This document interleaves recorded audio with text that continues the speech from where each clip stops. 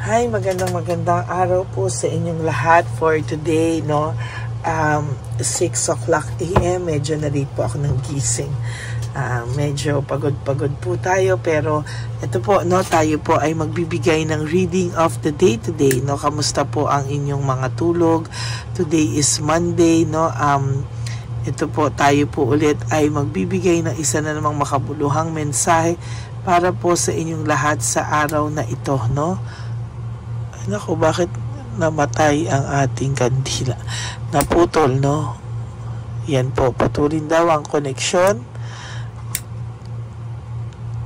Ayan. Tingnan po natin, ano?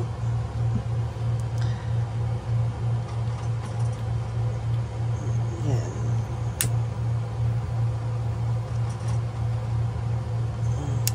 Okay.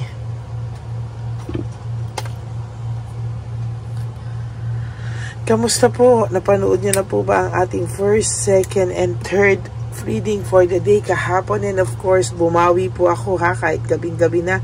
Talagang naglabas po ako ng ating fourth reading of the day kahapon. Talagang nagbigay pa rin po ako ng bonus reading kahapon. Kaya, ayan, maraming salamat po sa inyong lahat. Gusto ko lang pong paratingin sa inyo na talagang kahit po ako ay nasaan, talagang naiisip ko po pag ako'y nangako sa inyo, nahihiya po akong hindi ibigay, no? Kaya sinasabi ko po sa inyo minsan na, no, I will try my best, but hindi ko po sure talaga. Pero this time, sure po akong may first reading kayo of the day.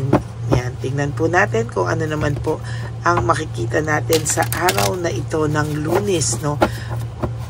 Tingnan po natin, no? Sana po ay napanood nyo na po yung first, second, and third reading kahapon at yung fourth reading bago po kayo tumalon dito, and of course our incenso, no? Ayan, tingnan po natin kung ano po ang makikita natin, no, sa ating first reading of the day. Please, no skipping of ads. Tulong nyo na po yan sa ating channel, para naman po makatulong tayo lalo sa ating mga street elderlies po, no? Ayan.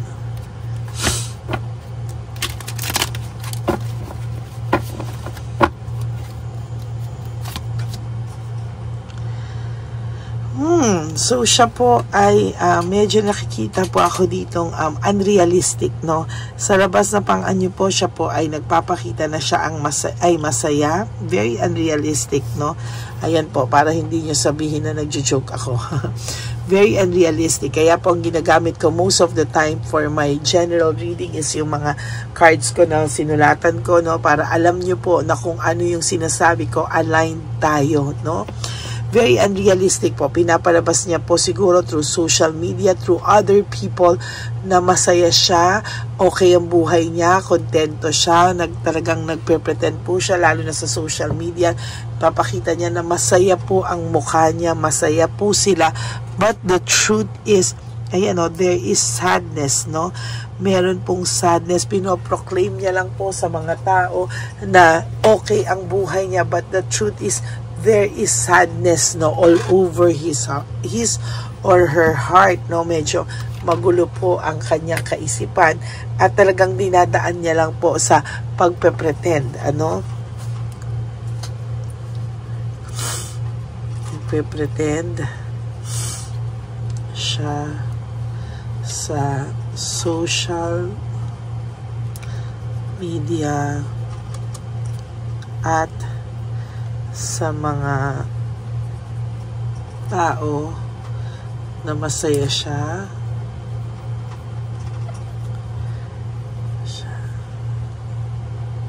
at okay siya, pero ang totoo,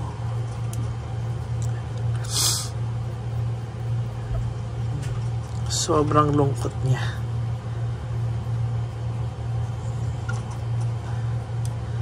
At kabaliktaran.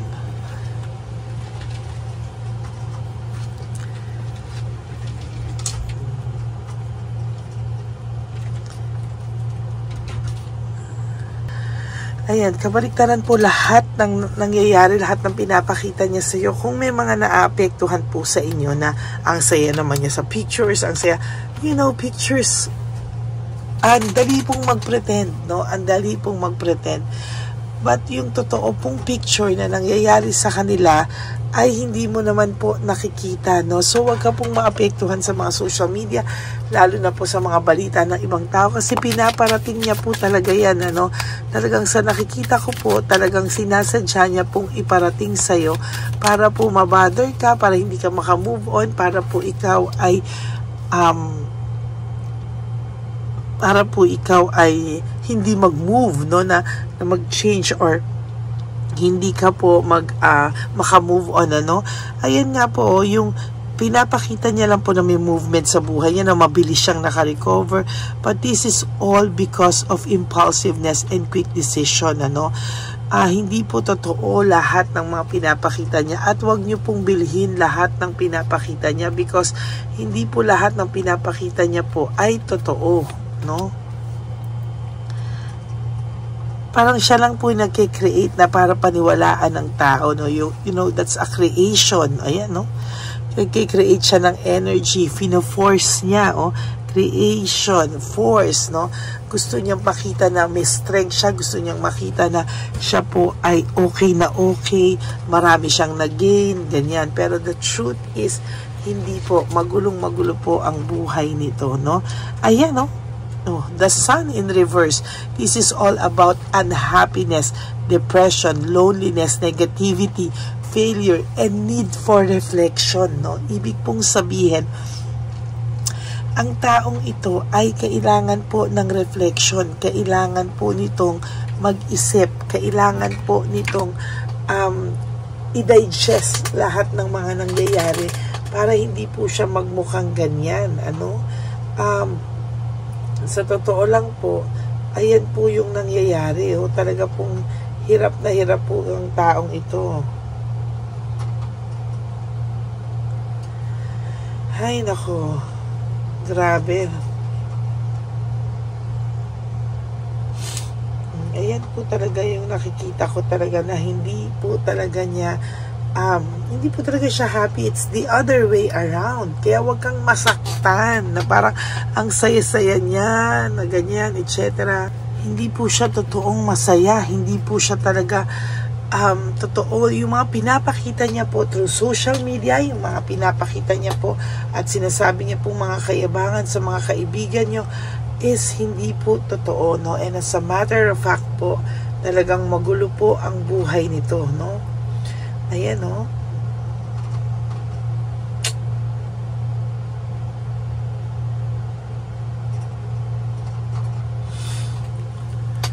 Sa nakikita ko talaga is medyo magulo ang kanyang isipan.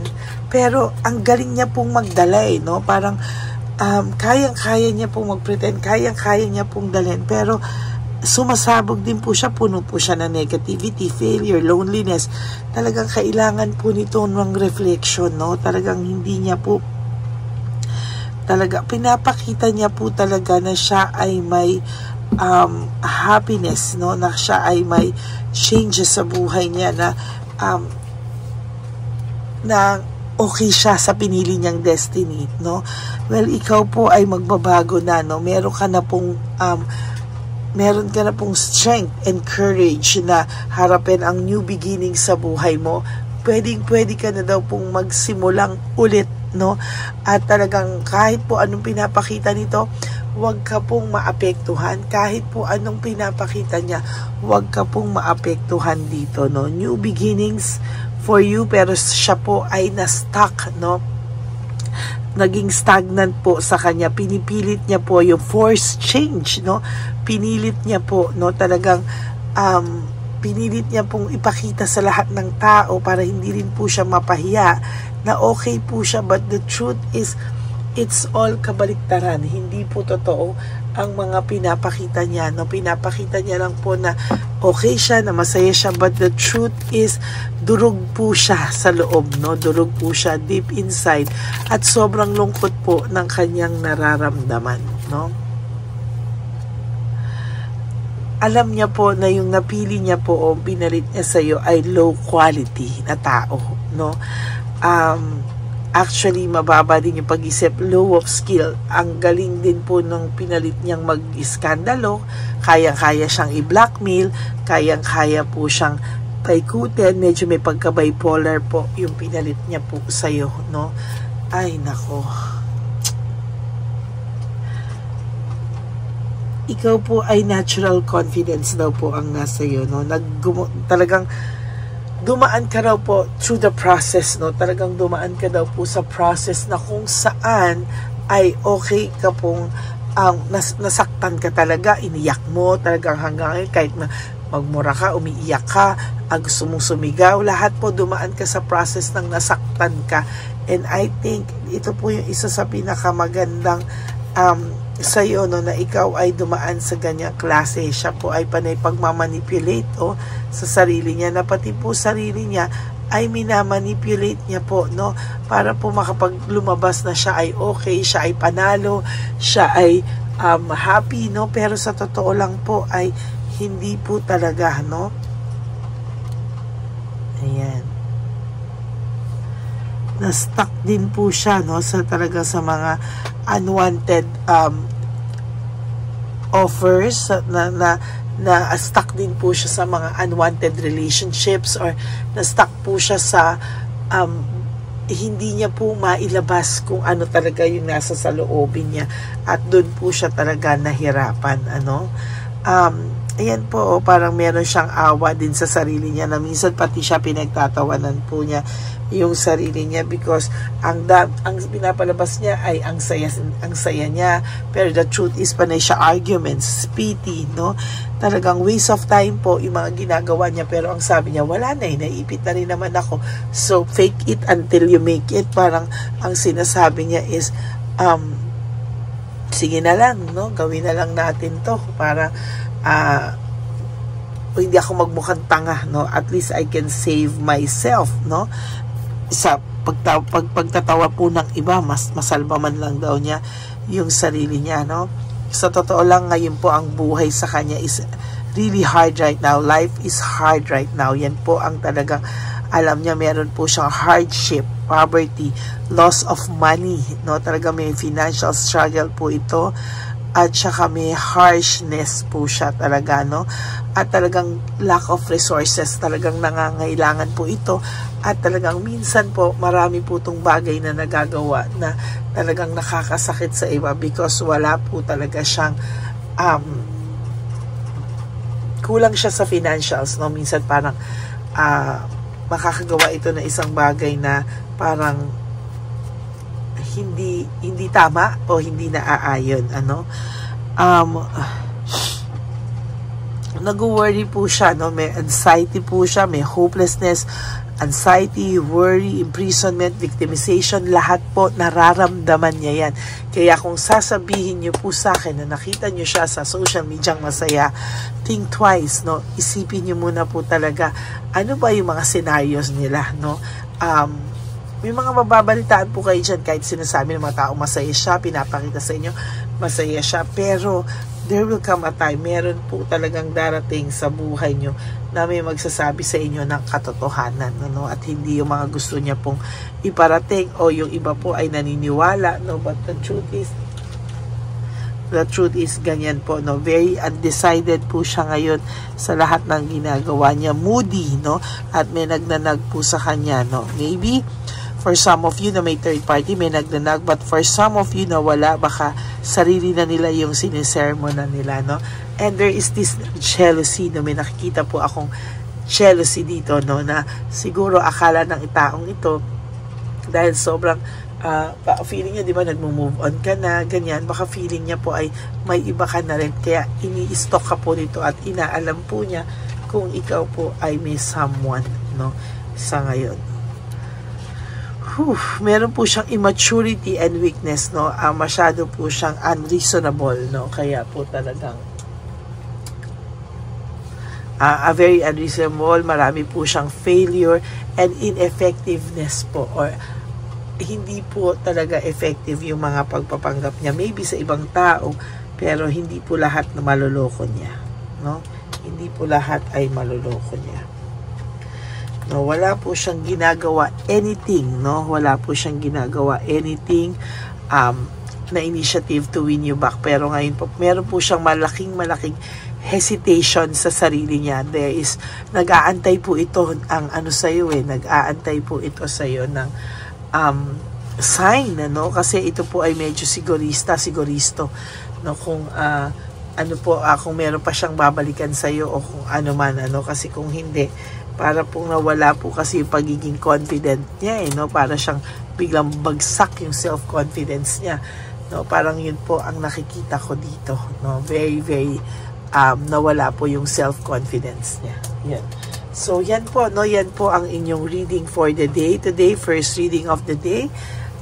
Pasensya na po kayo, kahapon ng aga ko nakapag-upload, no? Medyo na late po ako ng gising, 6 o'clock. And so yan po ang, pero at least ano po ko, i-edit lang po namin and then ilalabas na po namin. And marami po nga pala po akong update sa inyo, no? Meron po akong update na may ginagamit pong cell number yung ating scammer, no? Na talagang cell is nasa Amerika po ito or sa ibang bansa na may cell account din po siya. Pero parang fake po yung name, no? But the number is correct, no? Pero parang iba po yung ginagamit niyang name, no? So ingat po kayo, no? Meron po nagpanggap na aking isa sa mga subscribers, no? Na ayan po, no? Pero talaga pong fake po talaga yung pangalan. Alam po namin na scam yun. Fake po, but the number is yung number po niya is tama, no? Pero maling-mali po yung name niya, no? Kaya po ako po ay humihingi sa inyo na wag po kayong magpauto, no? Wag po kayong magpauto. Ay nako.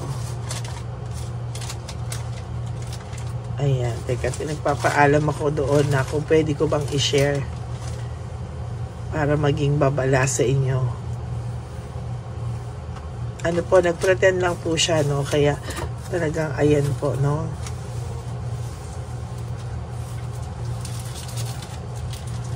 Pero ang gusto daw po ng scammer ay mag-pay sa PayPal niya ipadala, no? So, ayan, hindi po namin alam kung peki yung number, peki yung pangalan ng tao. Basta, ang sinasabi po namin sa inyo, mag-ingat kayo, no? Kung may mga magsasabi sa inyo na mag-send through PayPal, mag-send through Cell, yan, ako, ingat po kayo, no? Pakalayo po ng pangalan, no? At sasabihin ko po sa inyo na mag-ingat po kayo dahil hindi po lahat ng nagpe-pretend na ganyan. Ay, yan nga po sinabi ko sa inyo, no? Ito nga po sa inyong tao nyo ay nagpe-pretend, no? Yung mga scammers pa kaya. Okay?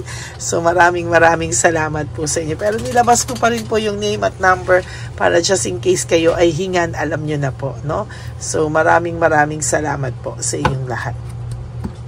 Okay, for those of you naman po na who wants to have a private reading with me, tandaan nyo po, Lady Lee Elena, that's L-A-D-Y-L-Y, Elena, nasa dulo po yan ng ating video. Ngayon, ano, kung talagang decided po kayong magpa-personal reading, pwede nyo pong sabihin sa akin bago kayo mag-payment na pwede ko po bang marinig yung boses nyo. Although hindi ko po kayang makipagtsikahan ng matagal sa inyo, paparinig ko po yung boses ko kasi sobrang busy po, no? Pero ipaparinig ko po yung boses ko sa inyo na ako talaga to at malalaman nyo po from your heart na ako talaga si Lady Elena pagkausap nyo na ako, no? So maraming salamat po sa inyong lahat, no? Yan po, at ingat po kayo sa scammer. Nilabas ko po after this yung video, yung conversation nila at yung fake account. So, ayan po, mag-iingat po kayo, ha? Maraming salamat po. Ayan. Okay, ayan po, no, maraming salamat po sa inyong lahat. And of course, no skipping of ads. Tulong nyo na po yan sa channel natin. Thank you so much din po from the bottom of my heart. And of course, para po sa aking mga ever loyal, solid, and faithful na Lady Elena family, I love you all from the bottom of my heart, no? Mahal na mahal ko po kayong lahat at maraming salamat po sa walang sawa yung pagsama sa akin at pagsubaybay po sa aking channel. No? Gusto ko lang pong malaman yung lahat na na-appreciate ko po kayong lahat at maraming salamat po sa inyong lahat. Thank you from the bottom of my heart. At ang lagi ko pong payo sa inyo is just to live one day at a time. No? Do 3 things that will make you happy for today. Prioritize yourself and be grateful that we are still alive and we have the second chance to make our mistakes, no? To correct our mistakes po, no? And of course, you have to love yourself. Self-love is still the best love of all. And you also have to realize that life is so short. Don't make it shorter by stressing yourself from all the pains and heartaches na binigay sa inyo ng kahapon. Just surrender everything to the divine universe and just let go and let God write your life and love story. I will be back for another set of reading. Wag po kayong malulungkot. Ako po ay magbabalik for another set, for our second set. But for the meantime, I hope na panood nyo na muna po yung first, second, and third and the bonus reading kahapon bago po kayo tumalon dito sa ating first reading of the day. Okay, God bless you all and I love you all from the bottom of my heart. Bye-bye! Okay, update po, may nagpanggap pong subscriber natin na siya po ay magpapahula sa fake na Lady Elena, kaya ayan, hinihingan po siya ng $80 at ang cell po niya ay nabigay at nakuha. Ang pangalan niya po sa cell ay Julian Albert, no? Siya po ay may cell account din, kaya mag-iingat po kayo. Ayan po, no, kung sino man po yung scammer na Julian Albert na yan, no, iinsensuhan po natin yan para siya po ay makonsensya. Kung wala man po siyang konsensya, at least po bumalik sa kanya lahat po ng kanyang ginagawa at maling-mali po yan, ano. Basahin niyo po lahat yan, makikita niyo po, ayan po ang cell number niya at Julian Albert na yan, ano, para po talagang ma-report din po natin yan na siya ay gumagamit ng cell account na Julian Albert. Mag-ingat po kayo. Ayan po yung number niya. Ayan po yung pangalan niya. Huwag po kayong magpauto. Nakita nyo naman po, no, napakalayo po ng pangalan ko sa pangalan ng pinagsisendan nyo po ng account o ng pera. Kaya mag-ingat po kayo at beware sa scammer na to. At talagang ayan po, pinost ko po ang kanyang pangalan dito para maging babala po sa inyong lahat. Maraming salamat po. At mag-ingat po kayo, pakireport po ang page na yan, ang messenger niya na Lady Elena. Maraming salamat po and God bless you all. Ayan, sa susunod po makikita niyo yung account niya na i-report niyo. Salamat po na marami. Magandang gabi po ulit sa inyong lahat. Ako po ay muling nagpapaalala sa inyo na mayroon pong lumalabas sa FB at Messenger account na fake account po, no, nang hihingi po ng $25 through PayPal at hindi po yan totoo. Huwag po kayong maniwala dyan. At pag sinabi mo po na gusto ko pong marinig ang boses nyo or makita kayo, ang sasabihin po ay magbibigay kami ng link. Buksan mo yan at pagkatapos ay makikita mo ako. Huwag po kayong maniniwala dahil yan po ay hindi totoo. Yan po ay isang malaking scam na pag binuksan nyo po ay mahahack po lahat sa inyo. Mahahack po ang inyong mga personal details. Lahat ay mahahack. Ako po ay nalulungkot na ito po ay nangyari. Ngunit sa talagang may mga tao pong masasama at may mga tao po talagang hindi makatiis na hindi gumawa ng masama sa ibang tao. Pero maging aware po sana kayo. Tulungan nyo po ako. I-report po natin yung fake na yan at sa FB para siya po ay mawala na at wala na po siyang mabiktima pa. No? Nandyan po lahat ng details at maraming salamat po sa inyong lahat. Maraming salamat po sa inyong lahat at mag-iingat po kayo.